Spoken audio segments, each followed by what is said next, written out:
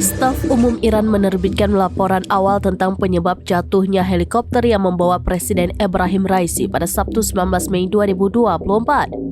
Berdasarkan hasil penyelidikan, helikopter tersebut tidak menyimpang dari rute.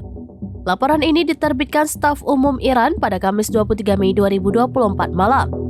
Menurut laporan itu, helikopter Presiden Iran Raisi melanjutkan rute yang telah direncanakan sebelumnya dan tidak menyimpang dari rute tersebut. Pilot helikopter juga melakukan kontak dengan 2 helikopter lainnya dalam konvoi Presiden. Hasil laporan memastikan tidak ada bekas luka tembak atau sejenisnya yang terlihat pada puing-puing helikopter yang membawa Presiden Iran tersebut. Hasil penelitian juga menunjukkan bahwa helikopter kepresidenan terbakar setelah bertabrakan dengan tebing. Mereka juga menjelaskan alasan operasi pencarian dilakukan hingga pukul 5 pagi. Pasalnya, medan jatuhnya helikopter terjal, ada kabut tebal dan cuacanya dingin. Selain itu, tidak ada titik mencurigakan yang terdeteksi dalam komunikasi dan dialog dari pihak Iran, yaitu kru helikopter dengan menara kendali.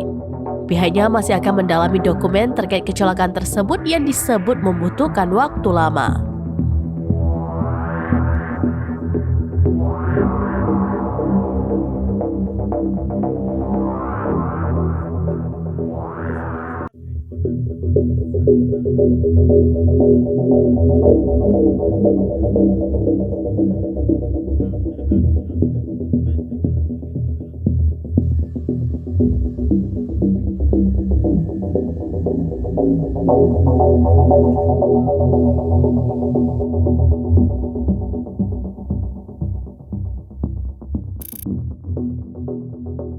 Download Tribun X sekarang, menghadirkan lokal menjadi Indonesia.